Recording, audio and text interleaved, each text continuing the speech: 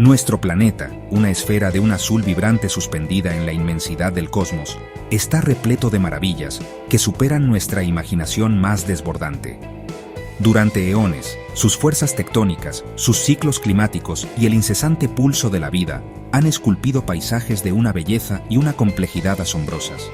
Conocemos las grandes selvas, los vastos océanos y las imponentes cadenas montañosas que dominan nuestros mapas y nuestras postales.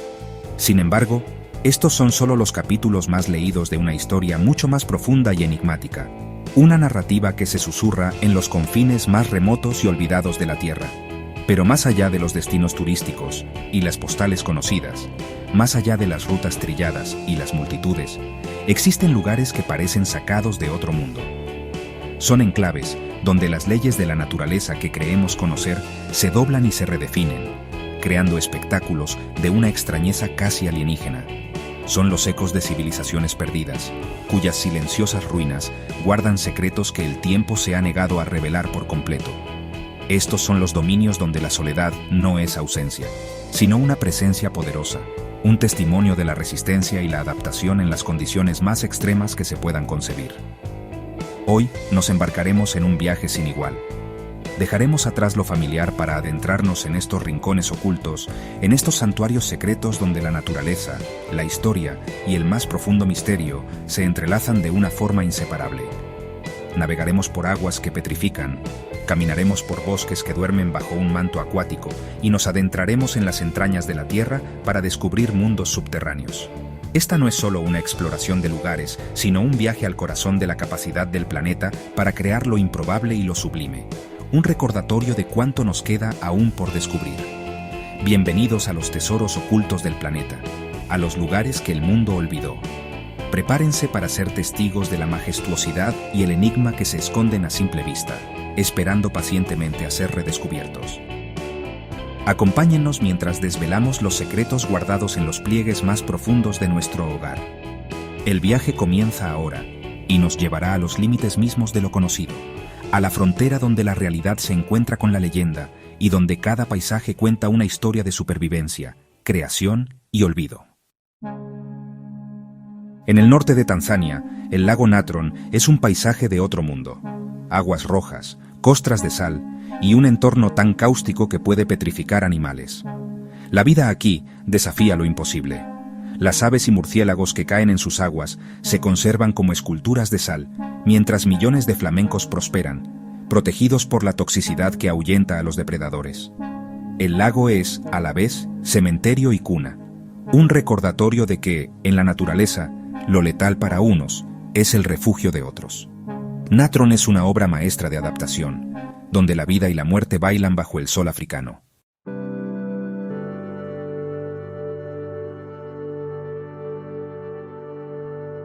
En las montañas Tian Shan de Kazajistán, a casi 2000 metros sobre el nivel del mar, se esconde un paisaje de una belleza espectral y onírica.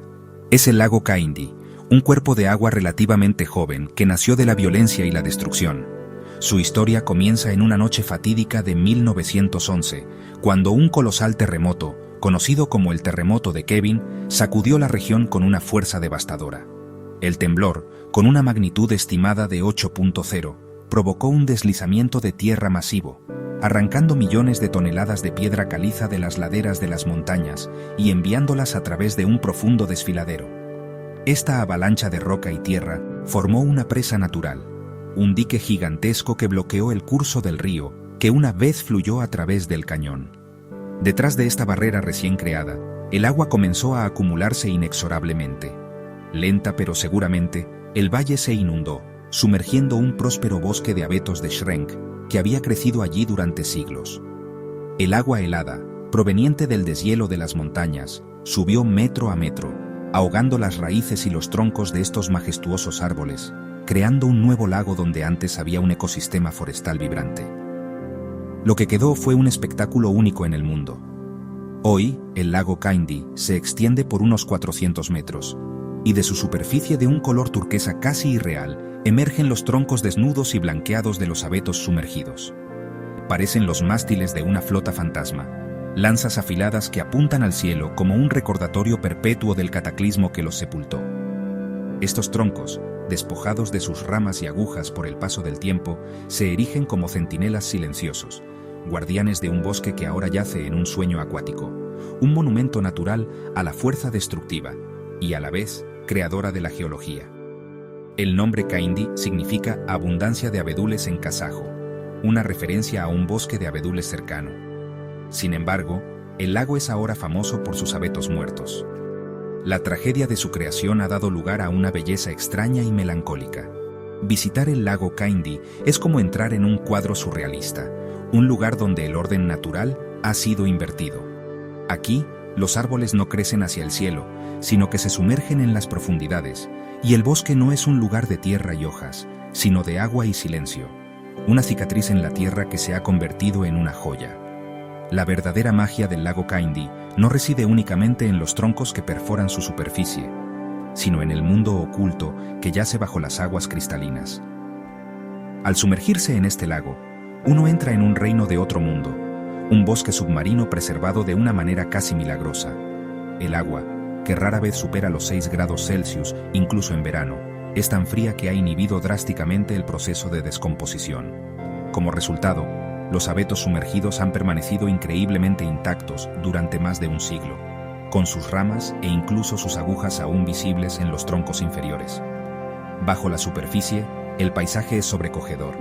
Los rayos de sol penetran el agua clara, creando juegos de luces y sombras que danzan entre los troncos sumergidos. Las ramas, cubiertas por una fina capa de algas y sedimentos, se extienden como brazos fantasmales, creando una catedral acuática de una belleza inquietante. Es un bosque petrificado, no por minerales, sino por el frío. Nadar o bucear entre estos gigantes dormidos es una experiencia profundamente conmovedora, como flotar a través de un recuerdo, un momento de la historia de la Tierra congelado en un ámbar líquido y helado. La claridad del agua permite ver hasta las profundidades del lago, que alcanzan casi los 30 metros en algunos puntos. A medida que uno desciende, los troncos se vuelven más gruesos y las ramas más densas, revelando la verdadera escala del bosque que una vez fue. El silencio es absoluto, roto solo por el sonido de la propia respiración. Es un santuario de quietud, un lugar donde el tiempo parece haberse detenido en 1911. La vida acuática es escasa, limitada a algunas truchas introducidas que ahora patrullan este bosque sumergido, añadiendo un toque de movimiento a la escena estática y solemne. Este ecosistema submarino es un testimonio de la increíble capacidad de preservación del frío. Mientras que en la superficie los troncos están blanqueados y desgastados por el sol y el viento, bajo el agua, el bosque mantiene una apariencia sorprendentemente viva, aunque esté inerte. Es un contraste fascinante. Media Group, Contrast Image of Dead Trees Above and Vibrant Underwater Forest Below in Lake Kaindi at stock at distribute_equally arriba, un cementerio de árboles. Abajo, un mausoleo perfectamente conservado. El lago Kaindi nos ofrece dos perspectivas de una misma historia, una visible y otra oculta, ambas igualmente espectaculares y evocadoras de la fragilidad y la permanencia del mundo natural. El lago Kaindi no es un paisaje estático. Su apariencia se transforma drásticamente con el paso de las estaciones, ofreciendo un espectáculo en constante cambio que revela diferentes facetas de su belleza única. En los meses de primavera y verano, el lago alcanza su máximo esplendor cromático. El agua, alimentada por el deshielo glacial, adquiere un vibrante tono turquesa o esmeralda, producto de los depósitos de piedra caliza y otros minerales disueltos. Este color brillante contrasta de forma espectacular con el verde intenso de la vegetación que cubre las laderas circundantes y el blanco hueso de los troncos emergentes, creando una paleta de colores digna de un artista. Con la llegada del otoño, el paisaje se tiñe de tonos dorados y ocres. Los árboles de hoja caduca en las montañas que rodean el lago cambian de color, enmarcando el agua turquesa en un halo de fuego. La luz del sol, ahora más baja en el horizonte, proyecta sombras alargadas de los troncos sobre la superficie, acentuando su aspecto escultórico. El aire se vuelve más nítido y frío, y la sensación de melancolía y serenidad se intensifica. Es una época de transición tranquila, en la que el lago parece prepararse para el largo letargo invernal, mostrando una belleza más sobria pero igualmente profunda. El invierno trae la transformación más radical. Las temperaturas en las montañas Tian Shan se desploman muy por debajo de cero, y la superficie del lago Kaindi se congela por completo, convirtiéndose en una sólida capa de hielo. Los troncos de los abetos quedan atrapados, prisioneros en un mar blanco y helado, a menudo cubiertos por un manto de nieve. El lago se convierte en un campo de esculturas de hielo, un paisaje minimalista y silencioso de una belleza austera. Para los valientes, es posible patinar sobre hielo entre estos mástiles helados, una experiencia verdaderamente surrealista que permite caminar sobre el bosque sumergido. Cada estación, por lo tanto, cuenta una parte diferente de la historia del lago Kaindi. Desde el vibrante renacimiento de la primavera y el verano, pasando por la melancolía dorada del otoño, hasta... Oculta en los macizos kársticos de Phong Nha, Khe Bang, Son Dong es la cueva más grande del mundo, un reino subterráneo descubierto por accidente en 1990. Su entrada, escondida por la jungla, conduce a un abismo tan vasto que un rascacielos cabría dentro. Dentro, la luz solar atraviesa sumideros gigantes, permitiendo que una jungla florezca bajo tierra. Estalagmitas colosales, perlas de cueva y piscinas cristalinas decoran este mundo oculto, donde incluso se forman nubes. Son Dung es un planeta en miniatura, un testimonio de la fuerza y maravilla de la naturaleza.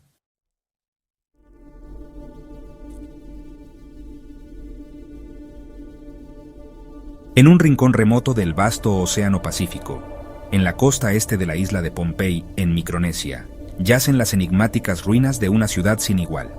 Esto es Nan Madol, un nombre que se traduce como Espacio Centre.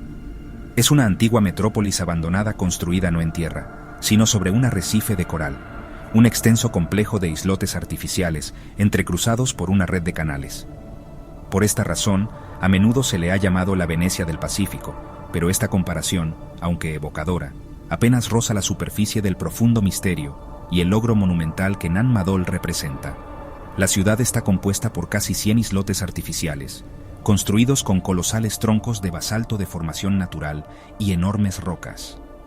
Estos fueron transportados laboriosamente desde el otro lado de Pohnpei y luego apilados en un patrón entrecruzado para formar recintos de paredes altas, que luego se llenaron con escombros de coral para crear tierra estable por encima de la marca de la marea alta.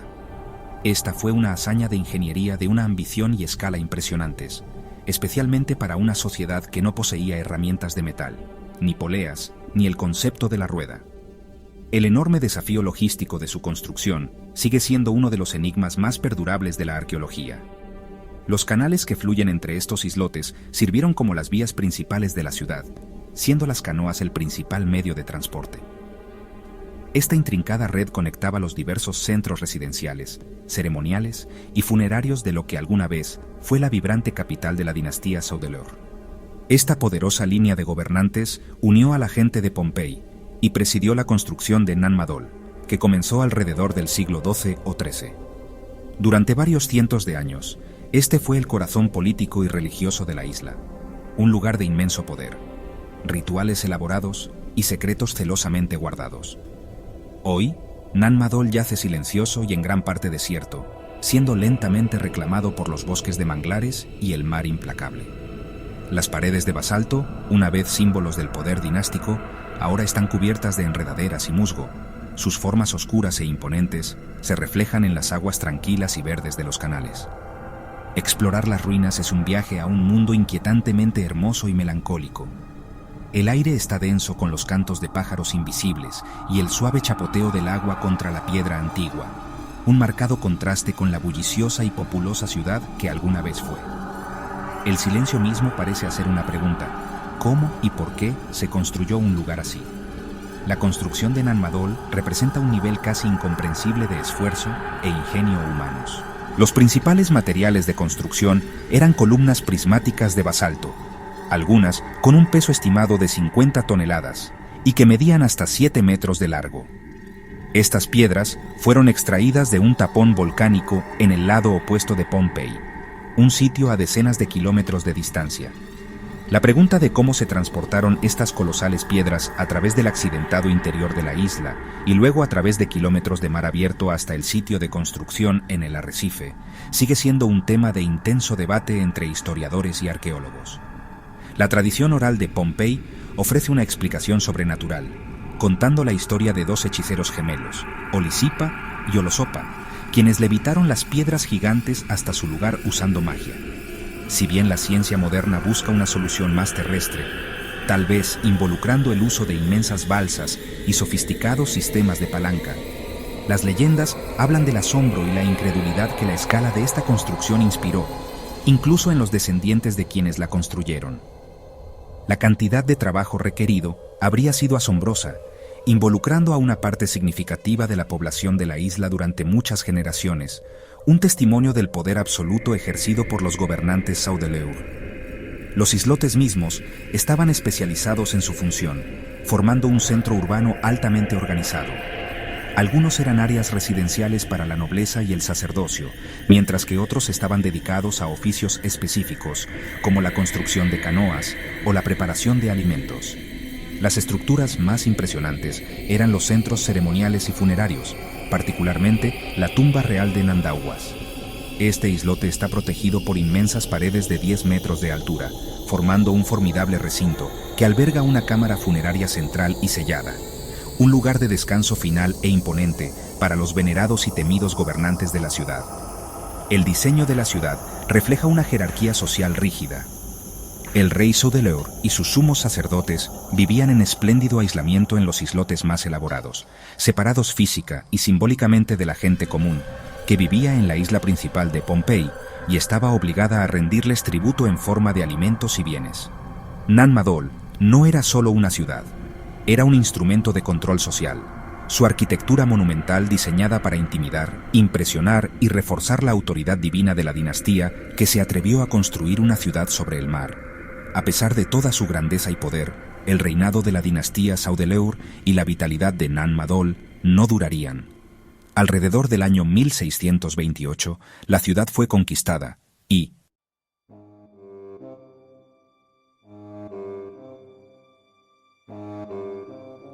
en el corazón de Capadocia, una región en el centro de Turquía famosa por sus chimeneas de hadas y antiguas viviendas excavadas en la roca, se esconde un secreto de una magnitud completamente diferente.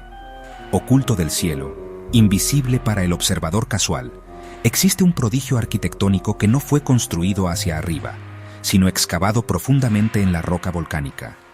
Esto es Derinkuyu, no solo una cueva o un simple refugio, sino una vasta ciudad subterránea, un testimonio de la genialidad humana y del profundo instinto de supervivencia. Es un mundo invertido, un complejo laberíntico que alguna vez latió con la vida de miles de personas, todas viviendo en el abrazo del planeta.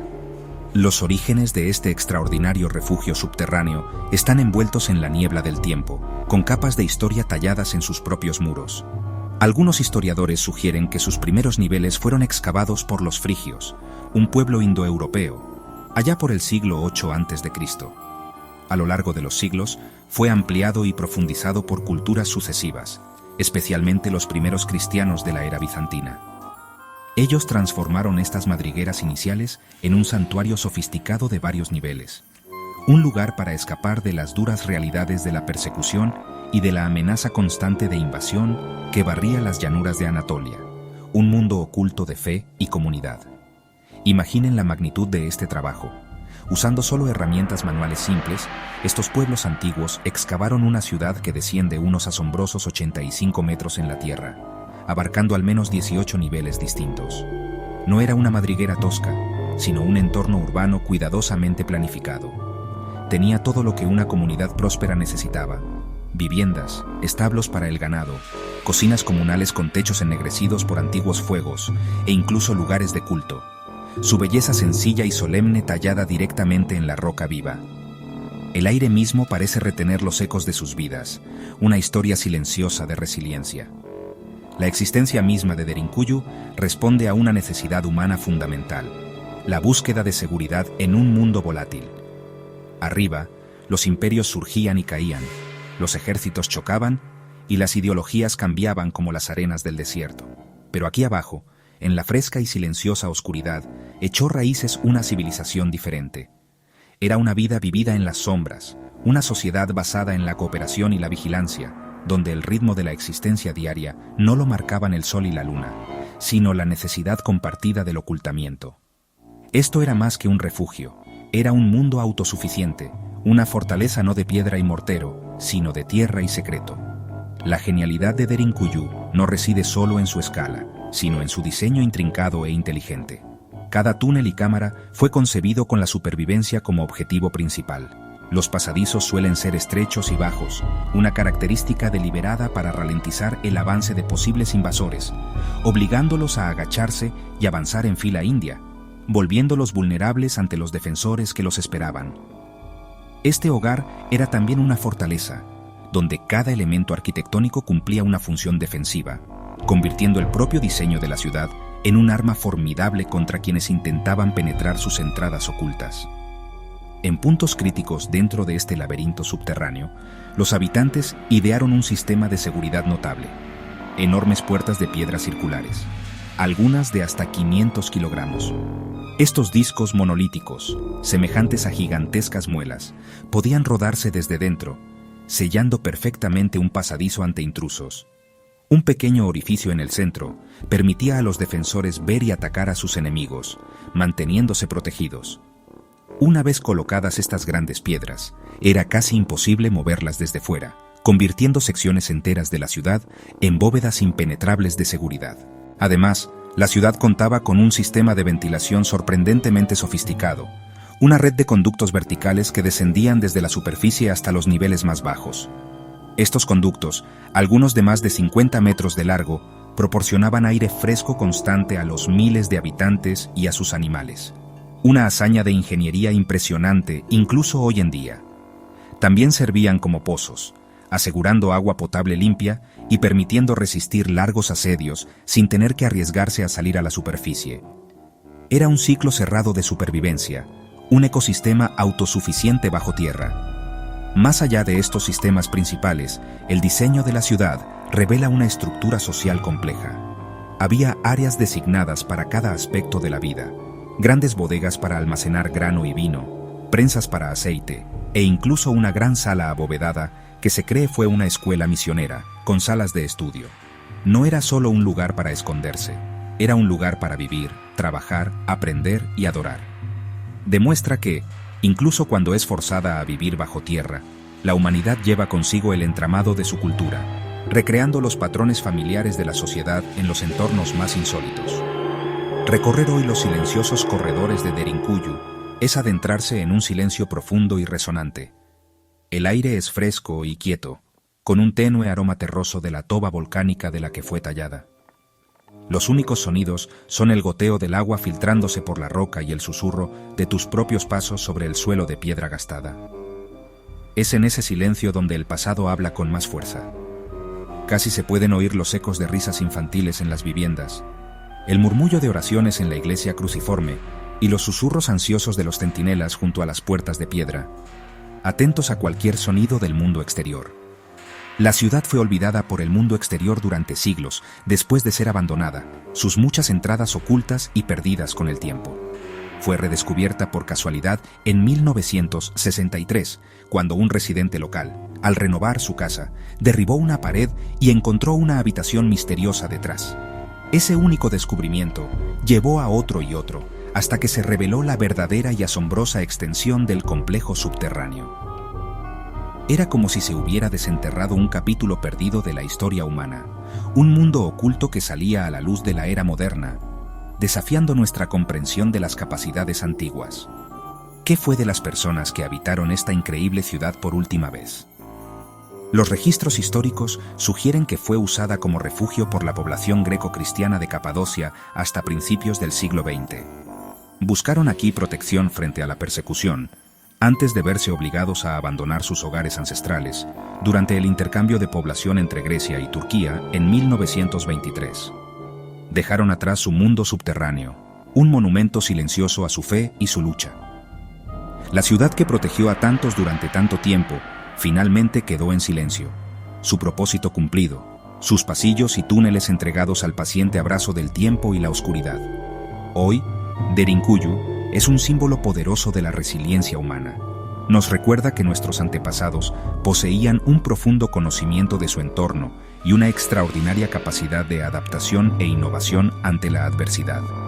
Nos desafía a mirar debajo de la superficie, a reconocer que algunos de los mayores logros de la humanidad no son monumentos que rozan el cielo, sino mundos ocultos que hablan de resistencia, comunidad y la inquebrantable voluntad de sobrevivir contra todo pronóstico. Es una ciudad de la tierra, una historia eterna tallada en la piedra.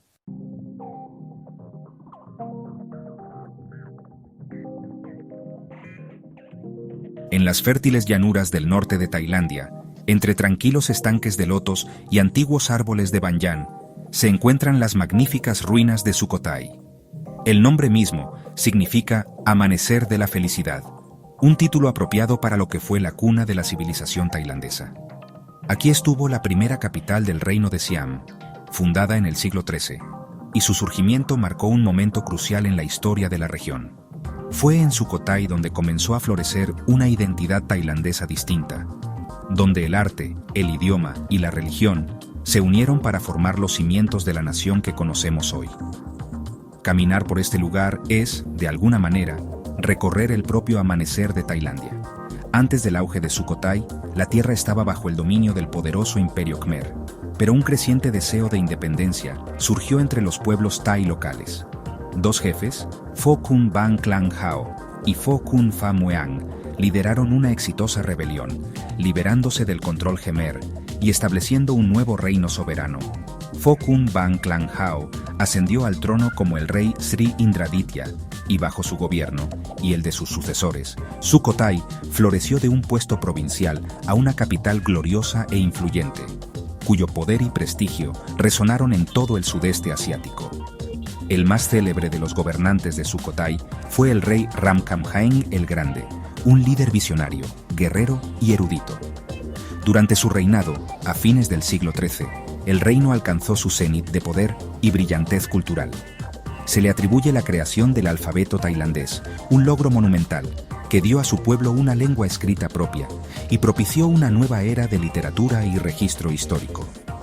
Su famosa inscripción en piedra de 1292 describe un reino próspero y paternalista, una tierra de abundancia donde reinaba la justicia y florecía el comercio. La filosofía que sustentó esta edad dorada fue el budismo Theravada, que el rey Ramkhamhaeng adoptó como religión oficial. Este fundamento espiritual moldeó profundamente todos los aspectos de la sociedad de Sukhothai, desde sus leyes y gobierno hasta su arte y arquitectura. La ciudad fue concebida como una manifestación física del cosmos budista, con su corazón, el palacio real y los templos principales. En el centro, rodeados de murallas y fosos que representaban las montañas y océanos míticos del universo. Era un reino edificado sobre la fe, una armoniosa mezcla de poder mundano y devoción espiritual. El arte y la arquitectura de Sukhothai representan una estética única y sublime, una edad de oro de creatividad tailandesa que nunca ha sido superada. Los planificadores y artesanos de la ciudad se alejaron de los estilos monumentales y pesados de los imperios Khmer y Mon vecinos, desarrollando un nuevo lenguaje visual caracterizado por la elegancia, la gracia y una calidad espiritual serena. La imagen icónica de Sukhothai es el Buda caminante, una innovación artística revolucionaria que representa al iluminado no como una deidad estática y remota, sino como un maestro compasivo que avanza con gracia para difundir su mensaje al mundo. En el corazón del parque histórico se encuentra Wat Mahathat, el templo más importante e impresionante del reino. Es un complejo impresionante, un microcosmos del universo de Sukhothai. Su prang central, o stupa, está diseñado en el estilo clásico de Sukhothai, con un remate en forma de capullo de loto, rodeado de estupas y santuarios menores en disposición simétrica. Enormes figuras de Buda sentado miran desde las ruinas. Sus expresiones serenas parecen inalteradas por el paso de 7 siglos. Todo el complejo está rodeado de fosos, el agua reflejando el cielo y la piedra envejecida, creando una atmósfera de profunda tranquilidad. Otra joya de la ciudad es Wat Sichum, famoso por su colosal imagen de Buda sentado, conocida como Phra Achana, que significa el que no tiene miedo. Ubicada en un gran mandapa sin techo, los elegantes y alargados dedos del Buda tocan la tierra en el gesto de llamar a la tierra como testigo de su iluminación. La escala de la estatua es impresionante. Llena toda la estructura, y los visitantes que la observan desde la entrada angosta quedan sobrecogidos por una sensación de humildad y asombro. Es una obra maestra tanto de ingeniería como de expresión espiritual. Los materiales utilizados por los artesanos de Sukhothai eran principalmente ladrillo y estuco. Construían el núcleo de templos y estatuas con ladrillo y luego aplicaban capas de estuco, una especie de yeso, que podían modelar y tallar mientras aún estaba húmedo. Esta técnica permitía un grado notable de detalle y fluidez, evidente en los pliegues de las túnicas de los Budas y en las elaboradas figuras celestiales que adornan los muros de los templos. Aunque el tiempo ha desgastado gran parte del delicado estuco, lo que queda es suficiente para darnos una vívida impresión del antiguo esplendor de la ciudad. La edad dorada de Sukhothai fue relativamente breve. Para el siglo XV, su poder político comenzó a declinar cuando un nuevo y ambicioso reino surgió al sur, Ayutthaya. Poco a poco, Sukhothai fue absorbida por este nuevo estado siamés, y su papel como capital llegó a su fin.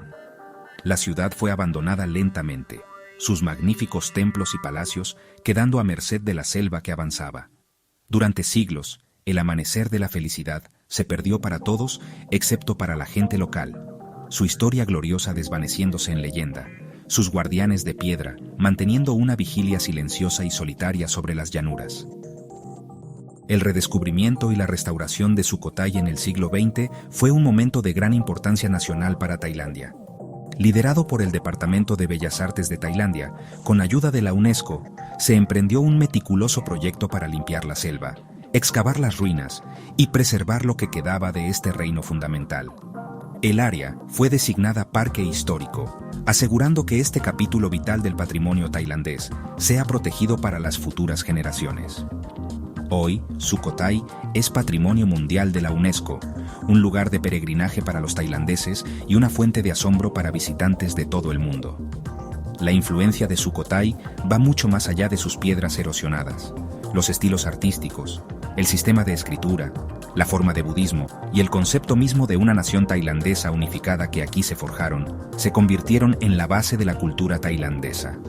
Los ideales de una monarquía justa y benevolente, como describe la inscripción de Ramkhamhaeng, han resonado a lo largo de la historia tailandesa y siguen informando la identidad nacional. Sukhothai no es solo una ruina, es la fuente viva de la que fluye gran parte de la Tailandia moderna, un manantial cultural que continúa nutriendo al país. Visitar Sukhothai hoy, especialmente al amanecer o al atardecer cuando la luz baña los antiguos ladrillos y las estatuas salpicadas de oro, es experimentar una profunda sensación de paz y conexión con el pasado.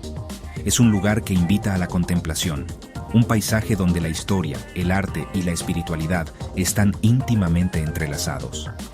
El amanecer de la felicidad puede haberse puesto sobre el reino hace muchos siglos, pero su luz, su legado de belleza e identidad, sigue brillando intensamente, un tesoro atemporal para el pueblo tailandés y para toda la humanidad.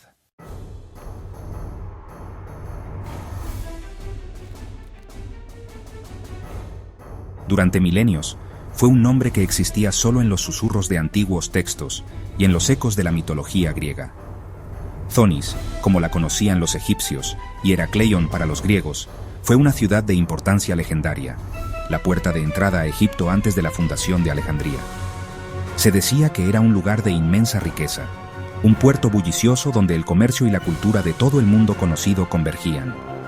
Historiadores griegos como Heródoto escribieron sobre su magnífico templo, un lugar donde supuestamente Helena de Troya y su amante Paris buscaron refugio.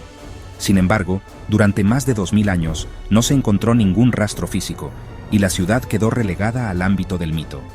El destino de la ciudad fue dramático. Ubicada en el delta del Nilo, sobre una red de islas de arena y arcilla inestables, fue construida sobre un terreno poco firme. Alrededor del siglo VIII después de Cristo, una combinación de eventos geológicos, probablemente una serie de terremotos y el hundimiento gradual del suelo del delta, provocó que toda la ciudad colapsara catastróficamente en el mar. El gran puerto, con sus templos, estatuas y casas, fue tragado por las turbias aguas del Mediterráneo. Su memoria se desvaneció, su nombre convirtiéndose en una historia de fantasmas, una Atlántida perdida en la costa egipcia, esperando pacientemente bajo las olas. La búsqueda de esta ciudad legendaria fue larga y frustrante para los arqueólogos. Sabían por relatos antiguos que debía haber existido cerca de la desembocadura del brazo canópico del Nilo, pero el cambiante paisaje submarino de la bahía de Abukir ocultaba bien sus secretos. No fue hasta el año 2000 que un equipo liderado por el arqueólogo submarino francés Franck Goddio, utilizando equipos de prospección sofisticados, hizo el descubrimiento de su vida. Detectaron anomalías en el lecho marino y al investigar, encontraron no solo unos cuantos artefactos dispersos, sino los contornos inconfundibles de una ciudad sumergida completa. El momento del hallazgo fue asombroso. De entre el limo,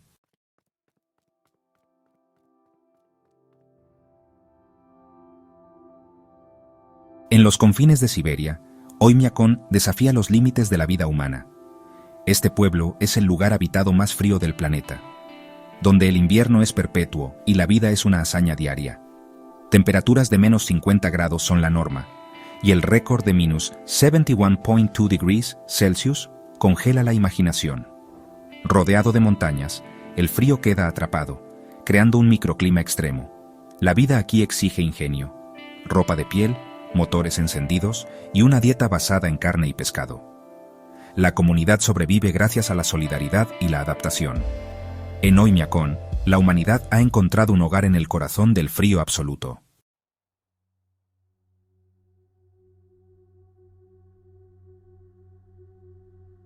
Al oeste de la majestuosa cordillera de los Andes se extiende una franja de tierra que parece pertenecer a otro mundo. Este es el desierto de Atacama, en el norte de Chile, un lugar de belleza austera y extremos absolutos. Es, científicamente, el lugar no polar más seco de la Tierra. Aquí, la lluvia es un evento tan raro que algunas estaciones meteorológicas no han registrado una sola gota en décadas. Es un paisaje forjado por la ausencia, donde el silencio es tan profundo y la aridez tan completa que redefine nuestra concepción de lo que es un desierto, un verdadero reino de la sed. La extrema aridez de Atacama se debe a una combinación única de factores geográficos. Al este, la imponente barrera de los Andes bloquea la llegada de la humedad procedente de la cuenca del Amazonas. Al oeste, la fría corriente de Humboldt, que fluye hacia el norte a lo largo de la costa del Pacífico, enfría el aire marino e impide la formación de nubes de lluvia. Este doble bloqueo de humedad crea una sombra de lluvia de una eficacia casi perfecta, dejando a la Tierra intermedia en un estado de perpetua sequía, un laboratorio natural para estudiar la vida en condiciones de estrés hídrico extremo. El resultado es un paisaje de una belleza sobrecogedora y extraterrestre. Valles como el Valle de la Luna y el Valle de la Muerte presentan formaciones de sal y arcilla erosionadas por el viento durante milenios, creando esculturas naturales que evocan la superficie de Marte. De hecho, la NASA utiliza regularmente el desierto de Atacama como campo de pruebas para sus rovers y equipos destinados a misiones marcianas, ya que las condiciones del suelo y la falta de vida son notablemente similares. Es un lugar donde la Tierra nos ofrece una ventana a otros mundos, sin necesidad de abandonar el nuestro. A pesar de su apariencia inhóspita, la vida, en sus formas más tenaces, ha encontrado una manera de aferrarse a la existencia aquí. Microorganismos extremófilos habitan en el subsuelo y dentro de las rocas salinas, sobreviviendo con cantidades mínimas de agua. La única fuente de humedad constante es la Camanchaca, una densa niebla costera que se adentra en el desierto por la mañana. Esta niebla es el sustento para líquenes, algas y algunas especies de cactus, que han desarrollado estrategias asombrosas para capturar y conservar cada preciosa gota de agua que trae el viento del océano. Aunque la mayor parte de Atacama es un páramo de aridez, existen pequeños oasis de vida que salpican el paisaje como joyas verdes en un mar de ocre. Estos raros santuarios, alimentados por acuíferos subterráneos que se originan en los Andes, han permitido el asentamiento humano durante miles de años. Pueblos como San Pedro de Atacama han sido centros de civilizaciones antiguas, como la cultura atacameña, que desarrollaron sofisticados sistemas de irrigación para cultivar maíz, quinoa y papas en medio de uno de los entornos más desafiantes del planeta, demostrando una ingeniería agrícola notable. La fauna del desierto, aunque escasa, es igualmente especializada. Vicuñas y guanacos, parientes salvajes de las llamas, deambulan por las zonas más altas y húmedas, mientras que el zorro culpeo y pequeños roedores han adaptado sus metabolismos para sobrevivir con muy poca agua. Incluso los flamencos encuentran un hogar en las lagunas salinas del altiplano, como la Reserva Nacional Los Flamencos. Estas aves filtran el agua salobre para alimentarse de pequeños crustáceos, añadiendo un increíble toque de color rosa a los paisajes desolados y blancos de los salares. Pero la ausencia de humedad y la altitud de Atacama ofrecen un regalo único, una de las ventanas más claras y prístinas al universo. La falta de nubes y la baja contaminación lumínica lo convierten en uno de los mejores lugares del mundo para la astronomía. Es por eso que algunas de las instalaciones astronómicas más avanzadas del planeta, como el Atacama Large Millimeter, Submillimeter Array y el Very Large Telescope, se han construido aquí. Sus potentes telescopios escudriñan los secretos del cosmos, desde la formación de estrellas y galaxias hasta la búsqueda de planetas extrasolares. La claridad del cielo nocturno en Atacama es simplemente espectacular. La Vía Láctea no es una tenue banda de luz, sino una estructura brillante y compleja que se extiende de horizonte a horizonte. Las antiguas culturas andinas ya observaban el cielo con gran detalle, viendo constelaciones no solo en las estrellas, sino también en las manchas oscuras de polvo interestelar. Para ellos, el cielo era un mapa sagrado que regía sus vidas y rituales. Hoy, tanto científicos como viajeros vienen a este lugar para maravillarse con la misma vista sobrecogedora, conectando el pasado ancestral con la exploración cósmica del futuro. Una de las paradojas más hermosas de Atacama es un fenómeno que ocurre solo en años excepcionales. Conocido como el desierto florido, este evento transforma las llanuras áridas en un manto vibrante de flores. Cuando las inusuales lluvias de invierno, a menudo asociadas con el fenómeno de El Niño, logran penetrar en el desierto, despiertan un banco de semillas y bulbos que han permanecido latentes bajo la tierra seca durante años, a veces décadas. Es una explosión de vida y color que parece desafiar la propia naturaleza del lugar. Millones de flores de más de 200 especies diferentes, como las garras de león y las añañucas, brotan en un espectáculo efímero que dura solo unas pocas semanas. El desierto, normalmente monocromático, se tiñe de púrpura, amarillo, blanco y rojo, atrayendo a una multitud de insectos y aves que aprovechan este breve festín de abundancia. Este evento es un poderoso recordatorio de la increíble resiliencia de la vida y su capacidad para esperar pacientemente las condiciones adecuadas para prosperar, incluso en los entornos más implacables de nuestro planeta. Bajo la superficie reseca, el desierto de Atacama también esconde vastas riquezas minerales. Durante siglos, ha sido una fuente crucial de salitre, utilizado para fabricar fertilizantes y explosivos, lo que provocó un auge económico y conflictos como la Guerra del Pacífico en el siglo XIX.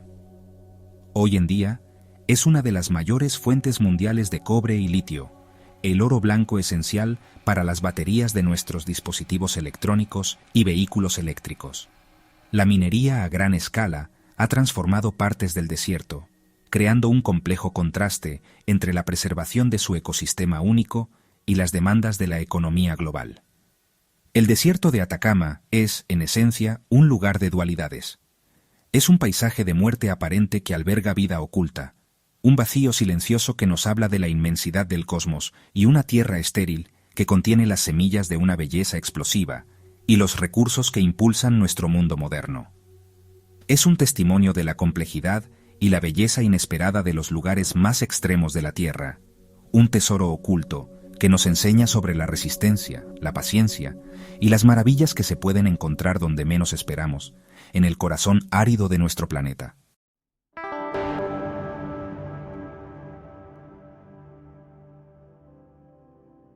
En la inmensidad helada del Océano Atlántico Sur, a medio camino entre Sudáfrica y la Antártida, yace un punto de tierra que ostenta el título de la isla más remota del planeta. Esta es la isla Bouvet, una mota volcánica envuelta en misterio y soledad. Es un lugar tan aislado que la masa de tierra más cercana, la tierra de la Reina Maud en la Antártida, se encuentra a más de 1.700 kilómetros de distancia. Para un ser humano en Bouvet, Los vecinos más próximos son, con frecuencia, los astronautas a bordo de la Estación Espacial Internacional cuando pasa por encima. Descubierta en 1739 por el explorador francés Jean-Baptiste Charles Bouvet de Lossier, la isla fue inicialmente confundida con el borde de un vasto continente austral. Su ubicación exacta fue un enigma durante décadas debido a la imprecisión de las mediciones de la época y las persistentes nieblas que la envuelven. No fue hasta 1898 que una expedición alemana confirmó su existencia y su naturaleza insular. Hoy, es un territorio deshabitado bajo soberanía noruega, un puesto de avanzada científico y un símbolo supremo del aislamiento geográfico en nuestro mundo. La isla es, en esencia, la cima de un volcán de escudo que se eleva desde el fondo del océano. Más del 90% de su superficie está cubierta por un grueso casquete glaciar que se derrama directamente al mar a través de imponentes acantilados de hielo y roca negra. El acceso a la isla es extraordinariamente difícil y peligroso. No hay puertos naturales, y las aguas circundantes están plagadas de icebergs y azotadas por tormentas feroces. Aterrizar en Bouvet, ya sea por mar o por aire, es una hazaña logística que solo se intenta en raras ocasiones y en condiciones meteorológicas excepcionales. Este aislamiento extremo y su entorno inhóspito han preservado a la isla Bouvet como uno de los ecosistemas más prístinos de la Tierra. Es una reserva natural protegida, un laboratorio viviente donde la naturaleza opera sin la interferencia directa de la humanidad.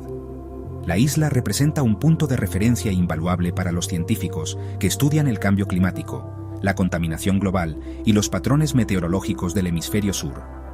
Su soledad no es un vacío, sino un santuario, un testigo silencioso de la salud de nuestro planeta. A pesar de su apariencia desolada y su clima brutal, la isla Bouvet es un bullicioso bastión para la vida salvaje. Sus escarpadas costas y las pocas playas de roca negra que emergen del hielo se convierten en el hogar de algunas de las colonias de animales marinos más grandes del océano austral. Miles de elefantes marinos del sur llegan a sus costas para reproducirse y mudar la piel, sus enormes cuerpos.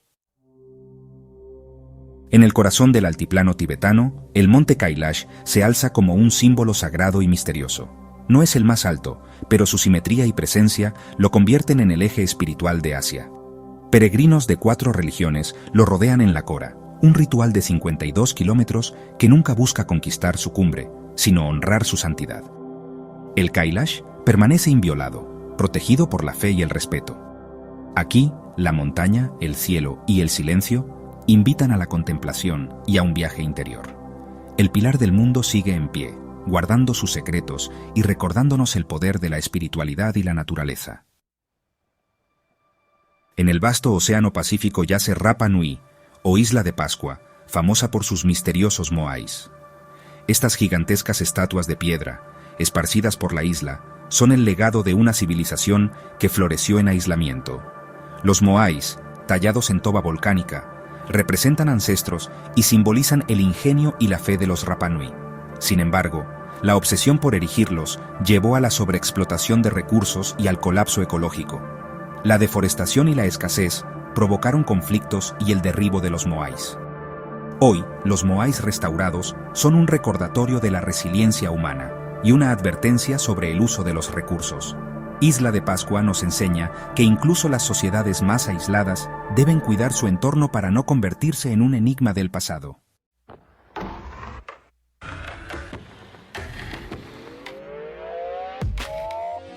En el corazón de la vasta e implacable Siberia, existe una maravilla natural de proporciones casi inimaginables: el lago.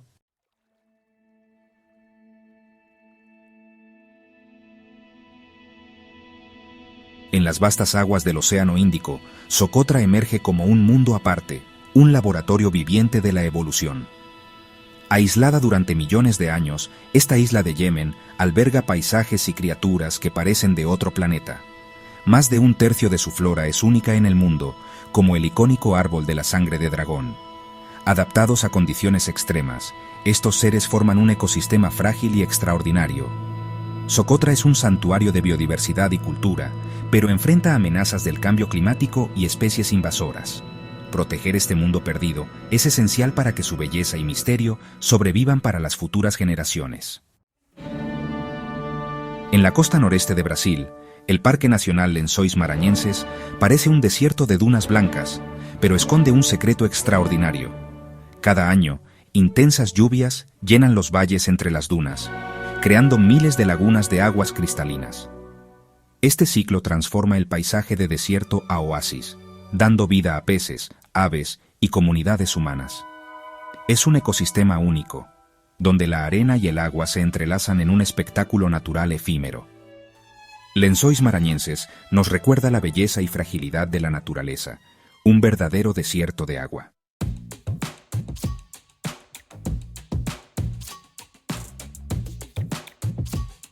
En el corazón geográfico de América del Sur, extendiéndose a través de Brasil, Bolivia y Paraguay, se encuentra una de las maravillas naturales más espectaculares y vitales del continente, el Pantanal.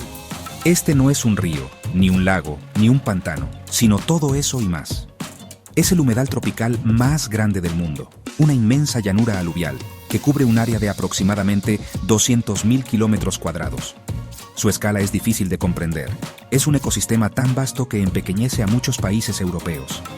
El Pantanal es un reino de agua, un paisaje definido por el pulso rítmico y poderoso de las inundaciones anuales. El motor que impulsa este extraordinario ecosistema es el río Paraguay y su vasta red de afluentes. Durante la temporada de lluvias, que generalmente se extiende de octubre a marzo, estos ríos se desbordan, derramando sus aguas sobre la llanura circundante. Más del 80% del Pantanal queda sumergido, transformando el paisaje en un mar interior salpicado de islas de vegetación más elevada. Este ciclo de inundación no es un desastre, sino el evento que da vida, el pulso que deposita sedimentos ricos en nutrientes y recarga todo el sistema, sentando las bases para una explosión de biodiversidad. Cuando la temporada de lluvias cede, comienza un lento proceso de retirada. El agua no retrocede rápidamente. En cambio, se filtra lentamente a través del paisaje, tardando meses en drenar hacia el sur, siguiendo el suave gradiente de la llanura. A medida que el agua se retira, deja tras de sí un mosaico de hábitats en constante cambio. Ríos, lagos permanentes, pantanos estacionales, pastizales inundados y bosques secos. Esta diversidad de paisajes, todos coexistiendo en una vasta región, es lo que permite que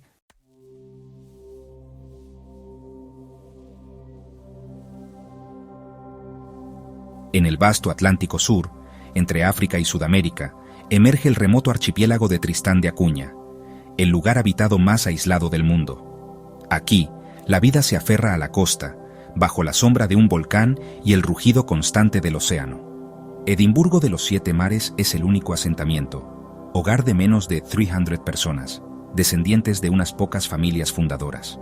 El mar es su sustento y su desafío, y la comunidad depende de la pesca y la agricultura para sobrevivir. El aislamiento ha forjado una sociedad resiliente y solidaria, profundamente conectada con la naturaleza.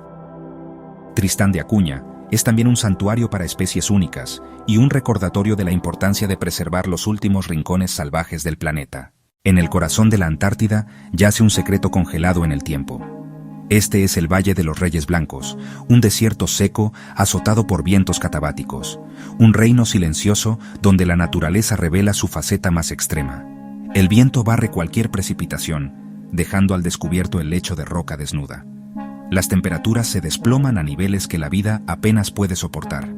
Es un laboratorio natural, un lienzo en blanco donde las fuerzas geológicas operan sin obstáculos. La ausencia de vida macroscópica convierte a este valle en uno de los lugares más estériles de la Tierra, un vacío lleno de información sobre el pasado climático de nuestro mundo. Los científicos vienen aquí para estudiar las condiciones extremas y probar tecnología para futuras misiones espaciales. El Valle de los Reyes Blancos es un portal a los paisajes cósmicos que esperan ser explorados.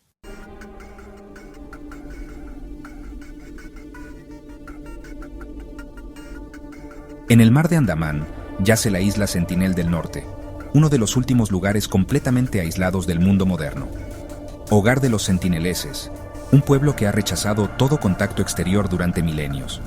Viven como cazadores-recolectores, en armonía con la naturaleza y protegidos por los arrecifes de coral. Cualquier acercamiento es recibido con hostilidad. Su aislamiento es su defensa. El gobierno indio protege la isla, prohibiendo el acceso para evitar enfermedades y preservar su cultura. Su idioma y tradiciones permanecen un misterio, un eco de un pasado intacto. La isla Sentinel del Norte es un símbolo de autonomía y diversidad humana, un tesoro que debemos respetar desde la distancia.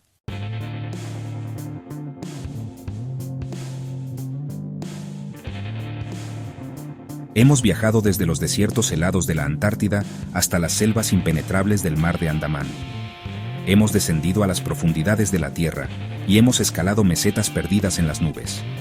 Cada uno de estos lugares, cada uno de estos tesoros ocultos, nos cuenta una historia. Hablan de la inmensa fuerza geológica de nuestro planeta, de la increíble tenacidad de la vida para adaptarse a los entornos más extremos, y de la profunda y diversa historia de la propia humanidad. Son capítulos del gran libro de la Tierra, páginas que a menudo permanecen sin leer, esperando a aquellos que se atreven a mirar más allá de lo familiar y lo conocido. Estos lugares nos recuerdan que, a pesar de nuestros satélites y nuestra tecnología, nuestro mapa del mundo todavía tiene espacios en blanco. No todos los misterios han sido resueltos ni todos los rincones explorados. El planeta aún guarda secretos en sus pliegues más profundos, en sus islas más remotas y bajo sus capas de hielo más antiguas. Esta sensación de lo desconocido es vital. Alimenta nuestra curiosidad, inspira a nuevas generaciones de exploradores y científicos, y nos mantiene humildes ante la vasta complejidad del mundo natural. Nos enseña que el descubrimiento no es solo un acto del pasado, sino una promesa continua para el futuro. El mundo es un tapiz de una diversidad asombrosa,